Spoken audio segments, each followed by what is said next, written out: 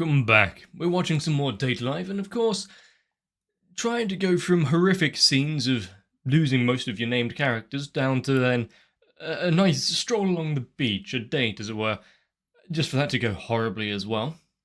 Everything is so on brand. But Ike out here doing his best 90s villain monologue bullshit. And sure, he was just a stepping stone in the road before, but I'm thinking we've now the assault on Mia and the getting her to have a date and all of this. Is it swinging back? Now we've actually got to pay attention to the white-haired lad. I mean, to find out, we're going to have to watch more, but how many more characters are going to fall before we have an answer? Sure, Kurumi might have sent off her parent in a little act of subterfuge, but it won't work for the rest of them. So, I guess it's up to Shido. So grab a drink. Let's begin.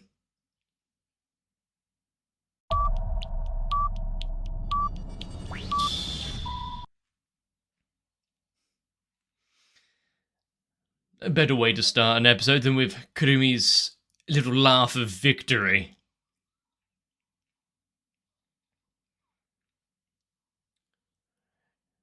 I mean, multiple questions, but are we going to get answers to any of it?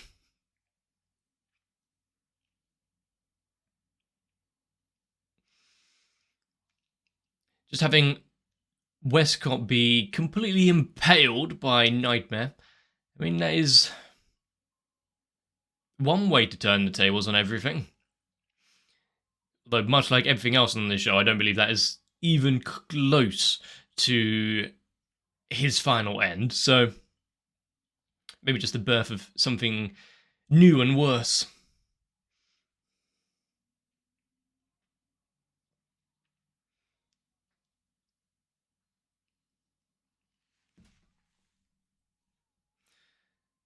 With this show,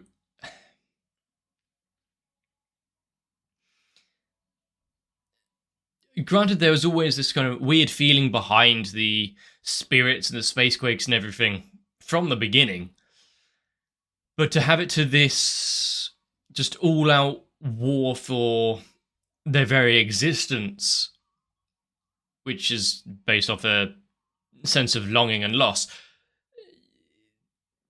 it's a far cry from when we just, oh, here's this weird spirit who's acting a little dangerous in the public. Go have a fun date time with them to calm them down.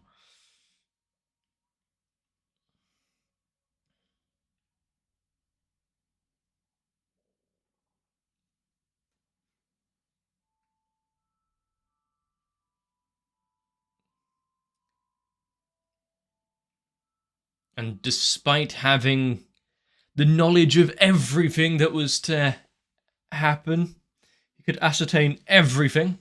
Didn't see that one, did he?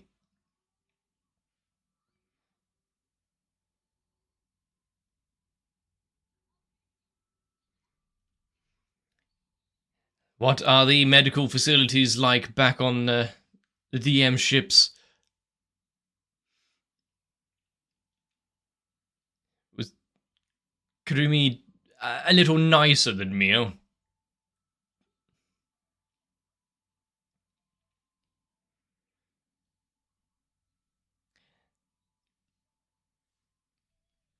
Many.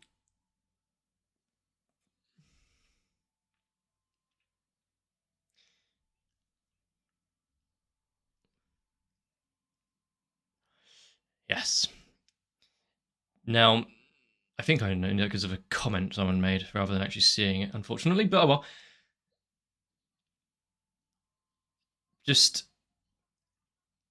having Kurumi survive by a clone, the original body still being worm food.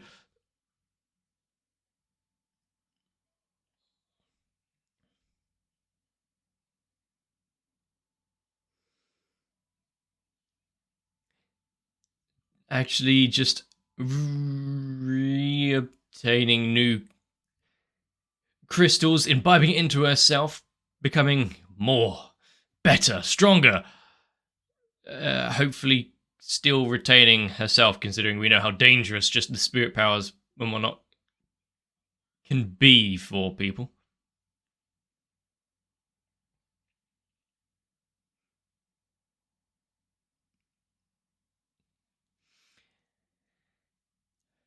A nice little dress change for her, but also the fact he had all of them arrive and come yelling with their own little catchphrase and what that they had for him.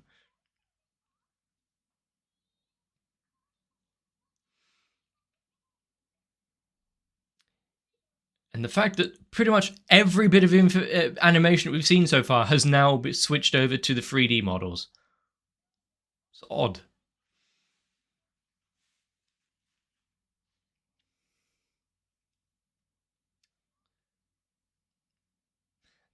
It is what seems to be their final stand. If she's already raising the barrier,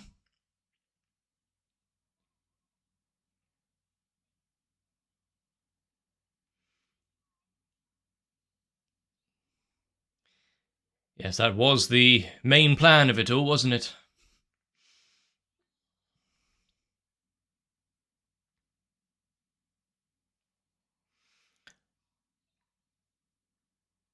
The fact that all of them get like battle stance, battle ready, and yet Shido's still being protected.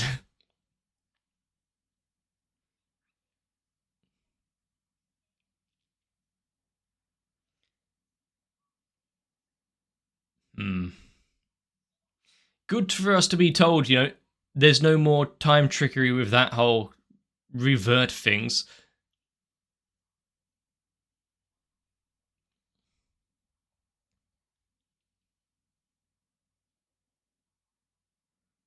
Huh.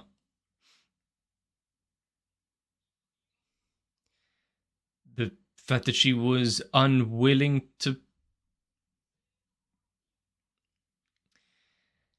fully open to him, considering he's not her beloved, not the one that she had sought to save.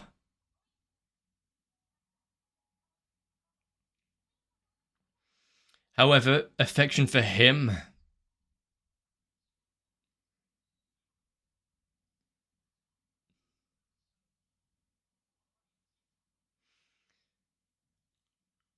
it was a failed premise from the start.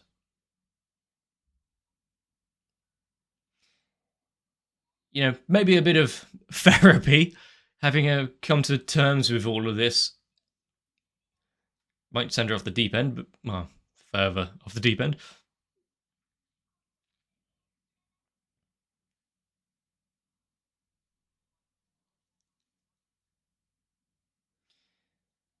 Is it what this Shin would have wanted in the first place?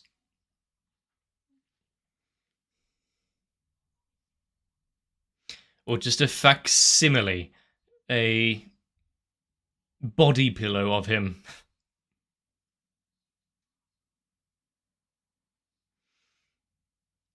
Would she be happy enough with that? I mean, it's all she really has left now.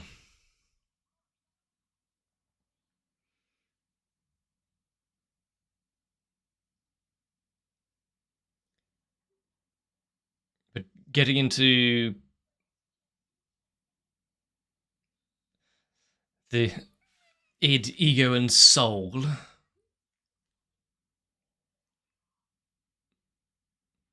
When he gets angry,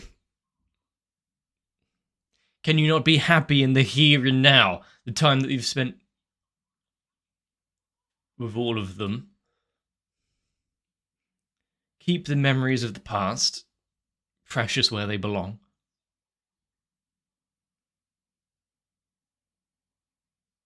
Hmm.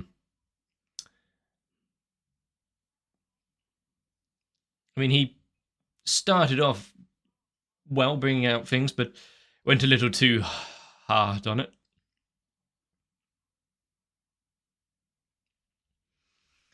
Do you have time to be talking? Yeah, but it doesn't work the first time over.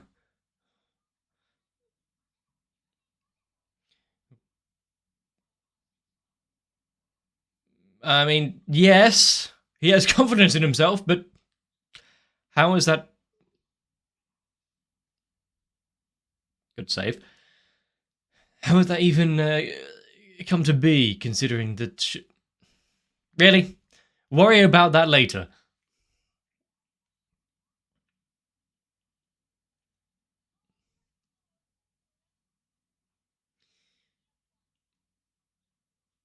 And how is he planning to try and weasel his way into her heart this time? Being himself rather than an amalgamation, a construct of Shinji. Oh, we just missed out a fraction of conversation there. Okay.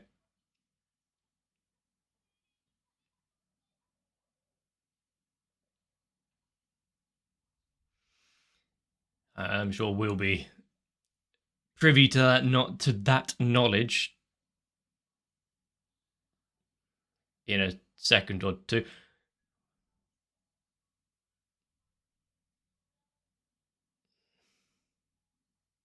Hmm.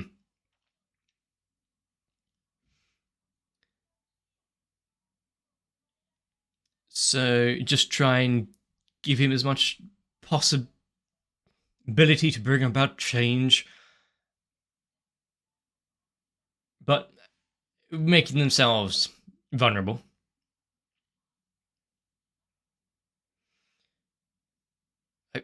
And that was not to seal power, that's just a thank you. Hopefully not going to immediately be sacrificed after all after that.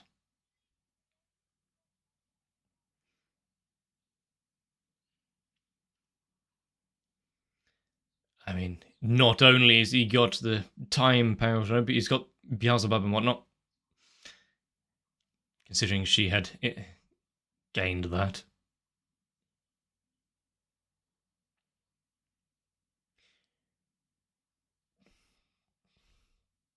Here for a chat? No, okay.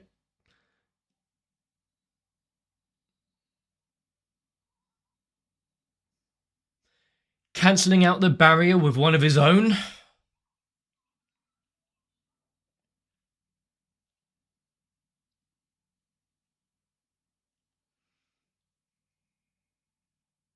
Well, would you look at that? Despite not having the power or whatnot. Awake and annoying once again.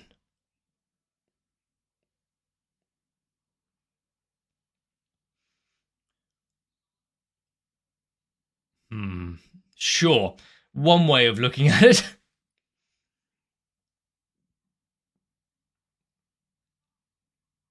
And with that...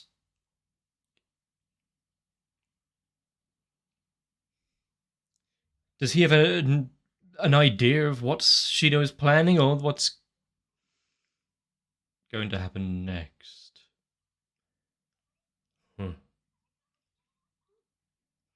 She was at her limit. We saw the... any longer than that and she'd go berserk on it.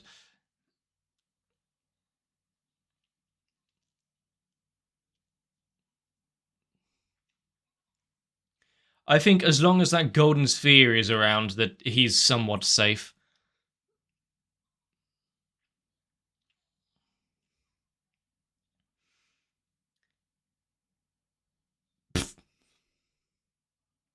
Still using her character's avatar thing there.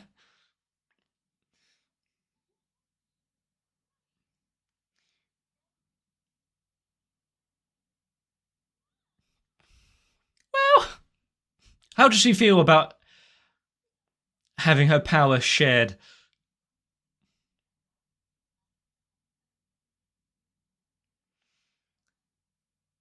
I mean, she could have given it...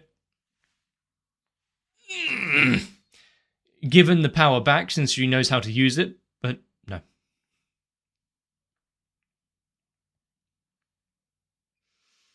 And how much knowledge of the universe does it actually give? We know it's meant to be like near omnipotent, but still. What is she seeing? Also, just cut to the beach with a nice water break and.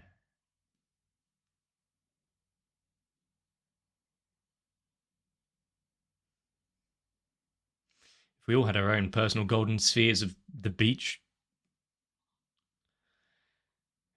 life wouldn't be too bad.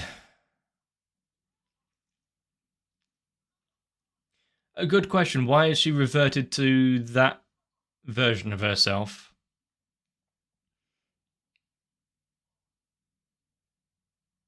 What is this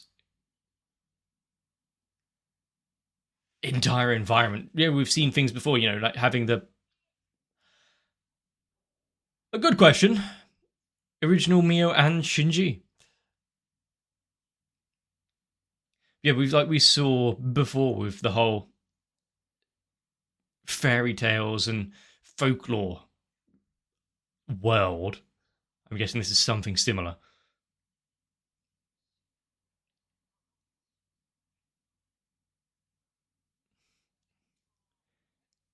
How does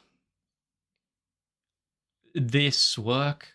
How does he exist in this space?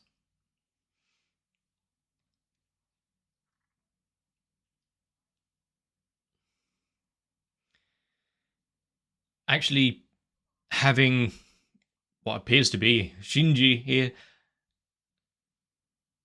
allowing them to have a proper conversation.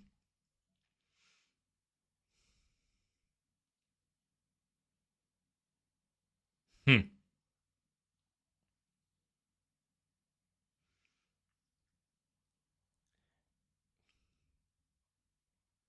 Just reliving times of old.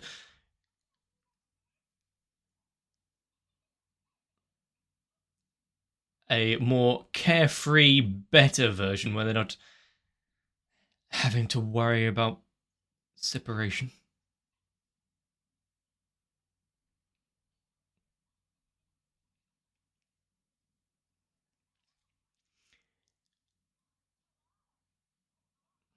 She's not going to join in on this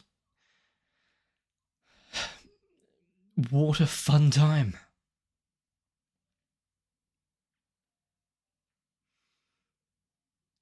So how you get your head around playing with an alternate version of your dead self?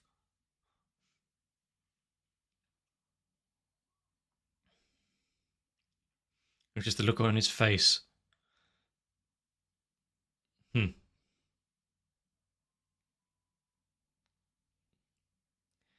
So everything since then. I mean, her life changed dramatically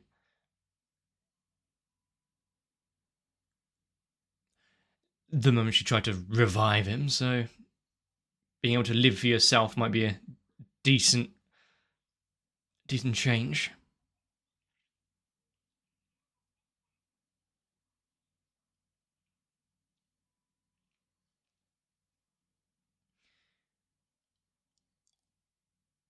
And it's kind of amusing, him saying that he'll make it all work out, make her fall for him, and then this world is not him. Everything that happened before, just reliving nice memories of what could have been.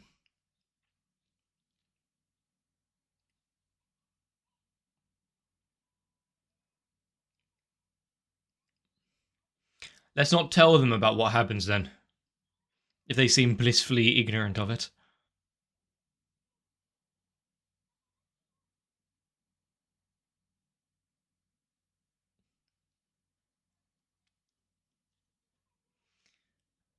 A wish that all of us have probably had at one stage or another.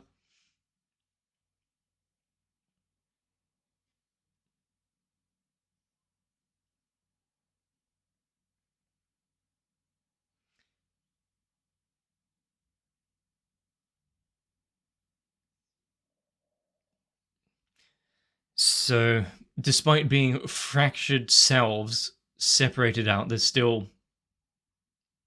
an awareness amongst it all.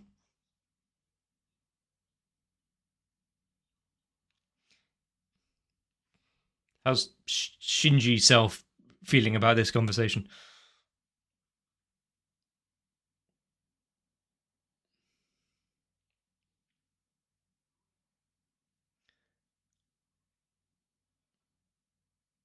Is this along the lines of what he was telling Kurumi about what you really wanted? Uh-huh.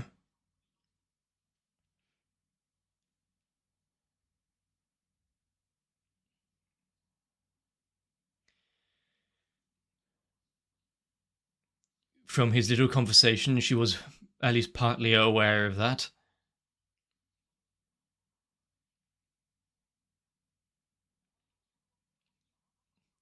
Yeah, memories being shared works both ways, but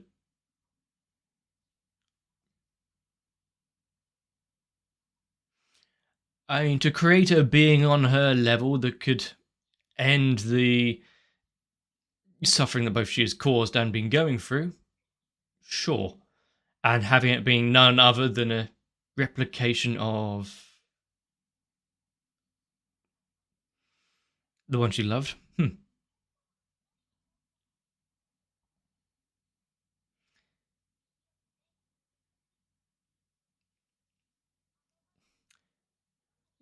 Don't say it in that kind of term, but sure. And will the fact of her observing it change anything?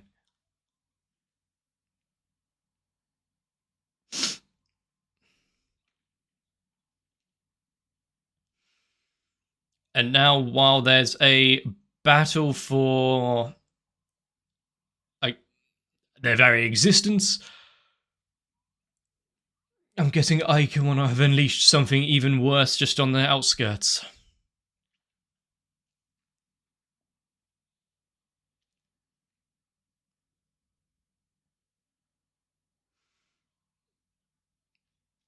Spell? What are they attempting to do? Has he got a loudspeaker?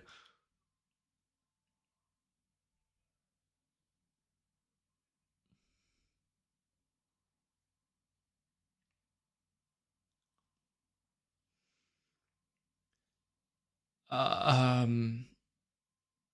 Welcome back.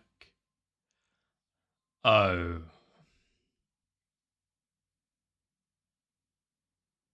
So while not.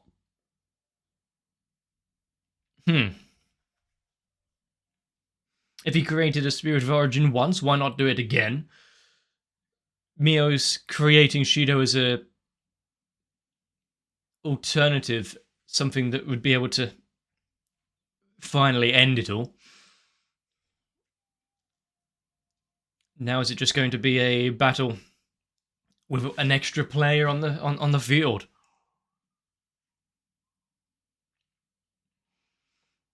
If he does have the power to kill a spirit of origin.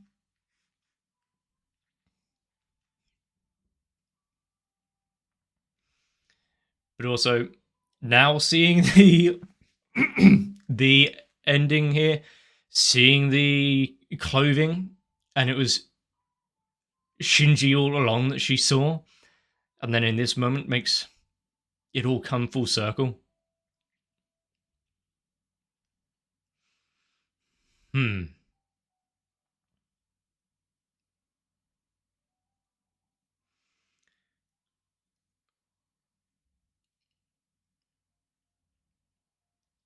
A longing that will always be unfulfilled. You can bring him back, but even then, what can you really say after all of that? Having two separate identities within yourself come out forefront and center. Acknowledge, yeah, this isn't exactly how we want things to go down. And that Mio's entire plan of bringing him back was to off herself. Sure, she is an all-powerful being, so we'd need someone of equal value in order to take her down, but can you think of a better way of going about it? But are we ready for all singing, all dancing, evil spirit Ike? I don't think we are. If we were already having trouble with him just having the one power of the book, what now? What is he capable of?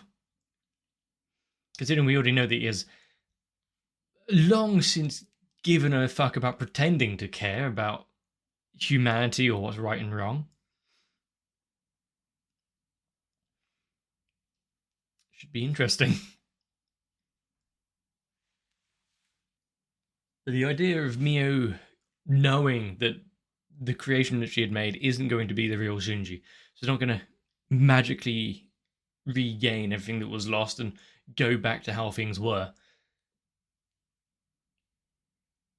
The fact that even at times like that, we do still cling on to small fragments of hope, and therefore, I know it's not real, I know it's not going to work, but you never know. That is strangely human for a spirit.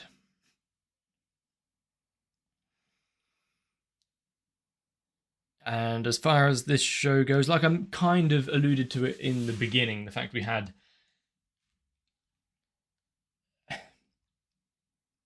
fun times and dates going up to the arcade, going to restaurants and shopping and whatnot with them, to now just an all-out war where they're dying off by the second. And Mio has spent decades trying to regain what she lost, so even if she was successful, what about Shida? Would he just give up and allow things like that to happen?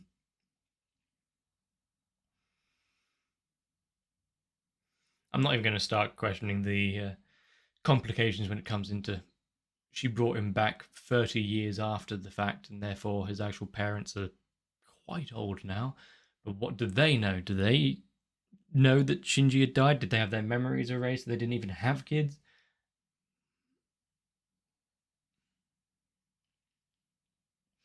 If it was answered in the source material, sure. If not, then you don't need to worry about it.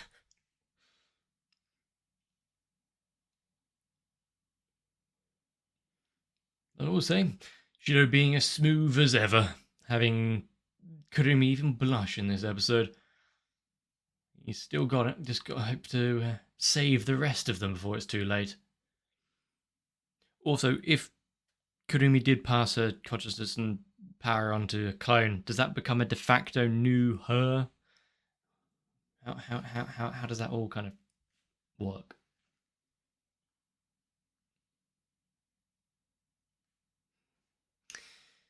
Some complicated questions, some that I'm not sure if I'm ready for the answers, but I know that the 3D work, while still jarring, I will say, the fact that they're cutting in more and more of it, just passing it off as, there you go, just have it.